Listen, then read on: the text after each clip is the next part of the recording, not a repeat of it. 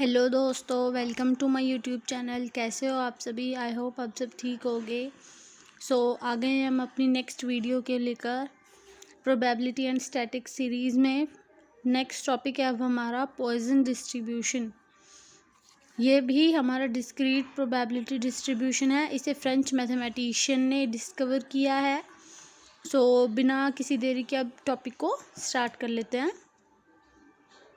हम किसी को भी पॉइजन डिस्ट्रीब्यूशन कब और क्यों कहेंगे कि हमें इस प्रोबेबिलिटी में पॉइजन डिस्ट्रीब्यूशन यूज़ करना है या नहीं, हमें कैसे पता चलेगा वो भी देखते हैं।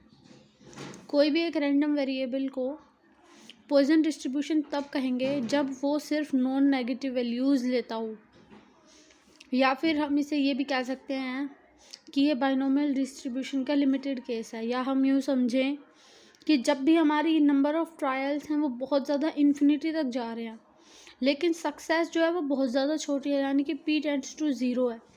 इन दो केसेस में हम हमेशा पॉइजन डिस्ट्रीब्यूशन यूज़ करते हैं। ये हमें यही बताता है कि हमें बाइनोमियल कब यूज़ करना है और पॉइजन कब यूज़ करना है। ये हमारा फॉर्मूला है प्रोबेबिलिटी निकालने का। p of x equal to r equal to e raise to the power minus m raise to the power r upon r factorial. m जो है वो हमारा पैरामीटर है और e हमारा लोगैरिथम ई बेस, ये आपको पता होगा शायद, जिसकी एक टेबल होती है प्रॉपर, या हमें क्वेश्चन में वैल्यूज़ भी गिवन होंगी। ये कुछ यूजेस हैं जहाँ पे हम पॉइजन डिस्ट्रीब्यूशन यूज़ करते हैं। Number of car accidents in a unit time. ज़रूरी नहीं है कि सक्सेस, जैसे हम यहाँ पे देखें एक्सीडेंट तो बहुत सारे हो सकते हैं, लेकिन कार एक्सीडेंट एक ही टाइम पे ज़रूरी तो नहीं ना बहुत ज़्यादा हो, एक हो दो हो। तो ये हमारा जो p है वो टेंडिंग टू 0 है और n हमारा इन्फिनिटी पे जा रहा है। इससे हमें ये पता चलता है। अपने नेक्स्ट टॉपिक पे आते हैं। मीन हमारा जो इसका पॉइजन डिस्ट्रीब्यूशन का होता है वो m होता है। ये सिर्फ हमें याद रखने का है। और सिमिलरली हम देखें वेरिएंस भी m होता है इसमें। और स्टैंडर्ड डेविएशन तो हमें पता ही है, root of variance that is root m। कई बार क्वेश्चन आ जाता है कि मीन और स्टैंडर्ड डेविएशन पॉइजन डिस्ट्रीब्यूशन के लिए इक्वल होते हैं, तो बच्चे कंफ्यूज हो जाते हैं। मीन और वेरिएंस का तो इक्वल होता है, लेकिन स्टैंडर्ड डेविएशन का नहीं होता है। तो आपको ये चीज़ बहुत अच्छे से याद रखनी है। जैसे हमने रिकरेंस फॉर्मूला बाइनोमियल के लिए पढ़ा था, सेम वैसे ही हमें पॉइजन के लिए भी मिला है। सेम चीज़ें हैं सारी, बाइनोमियल के लिए भी, पॉइजन के लिए भी और नॉर्मल के लिए भी सेम मिलेगा हमें सब चीज़। तो हमें बस याद रखना कि हमें करना क्या है। चलिए कुछ एग्जाम्पल से देखते हैं। फर्स्ट एग्जाम्पल है, if m is a parameter of Poisson tissue. कई बार वो क्वेश्चन में मेंशन भी कर देगा कि ये पॉइजन यूज़ करना है, तो हमें निकालना है वैल्यू एट वैल्यू 0, 1 एंड 2। हमें ये फॉर्मूला पता है, हम उसमें 0 रखेंगे, 1 रखेंगे और 2 रखेंगे r की जगह, और हमारा क्वेश्चन सॉल्व हो जाएगा। सिंपल है ना। ये इसमें 0 रखा, इसमें 1 रखा और इसमें 2 रखा, और क्वेश्चन सॉल्व हो गया। सेकेंड एग्जाम्पल देखते हैं। It is given that 2% of screws manufactured are defective, यानी कि हमारे 2% सिर्फ डिफेक्टिव है। तो हमें सक्सेस की प्रोबेबिलिटी मिली है कि 2%, 2/100। हमें टोटल दे रखे हैं 100, यानी कि हमारे पास n भी 100 है और प्रोबेबिलिटी के नीचे भी 100 है। हमें निकालना है probability that no defective screw. अब हमेशा याद रखना है m का फॉर्मूला क्या होगा, m होता है np। इसे हमेशा याद रखना है कि m की वैल्यू कैसे निकालेंगे। यहाँ पे हमें गिवन नहीं था तो m को m रख दो, लेकिन यहाँ पे से हम निकाल सकते हैं तो हम ऑलवेज निकालेंगे।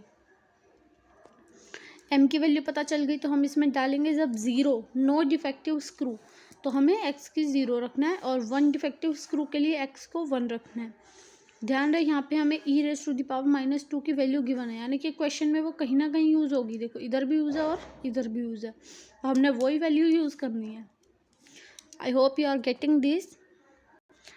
ये एग्जाम्पल हमने देखा कि इसमें वेरिएंस का यूज़ है और रिकरेंस रिलेशन का यूज़ है। तो इसे देखते हैं पहले। अगर हमारा वेरिएंस 2 है तो find the probabilities for 1, 2, 3, 4 and 5। अगर वेरिएंस 2 है तो यानी कि m2 है। और P of x equal to r में फॉर्मूले में डालो तो ज़ीरो की वैल्यू आसानी से आ जाती है। ऑलवेज याद रखना है, हमें सबसे पहले ज़ीरो डाल के देखना है और उसके बाद हम उसमें रिकरेंस रिलेशन, जब हमें एक 4-5 वैल्यूज़ पूछी जाए ना तो हमें ऑलवेज रिकरेंस लगाना है, चाहे उस क्वेश्चन में गिवन हो कि रिकरेंस लगाओ या ना लगाओ, तो हमें ये अपने याद रखना है। फॉर्मूले में पुट करते जा रहे हैं और वैल्यू आती जा रही है। सो ये तो इजी सा क्वेश्चन था। आई होप आप सबको ठीक से समझ आ गया होगा। सो चैनल को सब्सक्राइब कर दो गाइस। सो ये एग्जाम्पल देखें, मैं आपको कुछ मेन एग्जाम्पल समझा रही हूँ। बाकी के अगर आपको समझ में ना आए या आपको इस बुक का लिंक चाहिए तो आप मुझे बता सकते हैं, मैं अपने डिस्क्रिप्शन बॉक्स में डाल दूँगी या आप कमेंट करके बताइए, मैं आपको वहीं पे रिप्लाई करके बता दूँगी। सो चलिए क्वेश्चन को देखते हैं। हमें इस बार बताया है कि एक्स है जो पॉइसन वेरिएट है, तो हमें ये इक्वेशन गिवन है, उसमें जब एक्स की वैल्यू 2 है वो इक्वल है x 9 times x equal to 4 and 90 times x equal to 6। So हमें इस इक्वेशन को सॉल्व करते हुए क्या करना है, जब एक्स की वैल्यू 2 रखेंगे तो ये फॉर्मूला बनेगा, 9 एज इट इज़, 4 रखेंगे तो ये फॉर्मूला बनेगा और 6 रखेंगे तो ये बनेगा। उसके बाद इधर देखो, सब में e raise to the power minus m पूरे में से कॉमन है, डिलीट हो जाएगा। एम स्क्वायर है यहाँ पे, तो यहाँ पे 4 है तो 2 बच गया, एम स्क्वायर हो गया। यहाँ पे एम 6 है तो यहाँ पे 4 बच गया। 2 फैक्टोरियल 2 होता है, 4 का फैक्टोरियल 4 3 2 1 की मल्टीप्लाई एंड 6 का फैक्टोरियल 6 5 4 3 2 1। सो जैसा कि हमें क्वेश्चन में पता ही है, हमें मीन निकालना है, तो मीन के लिए हमें क्या चाहिए होता है, एम।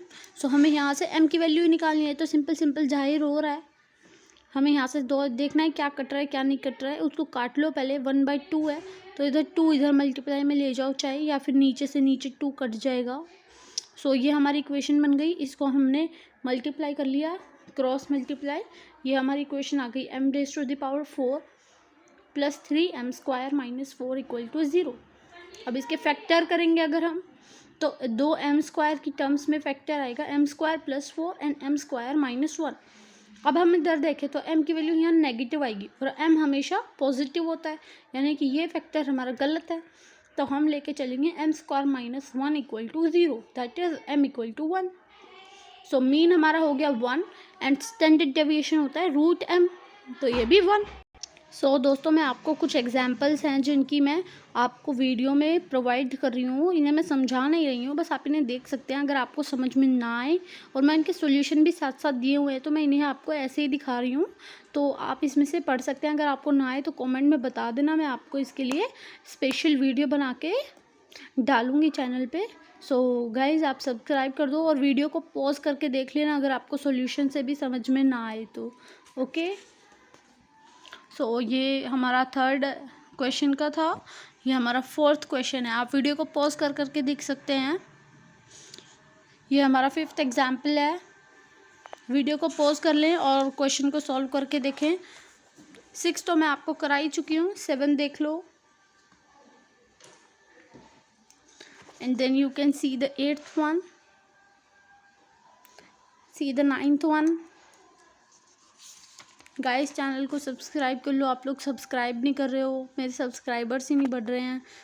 आप लोग वीडियो देख के चले जाते हो, अच्छा नहीं लगता है ना। 11th में आपको समझा ही चुकी हूँ। So guys, this is now for today only. I will provide you the exercise also. First of all you do these questions. Thank you दोस्तों।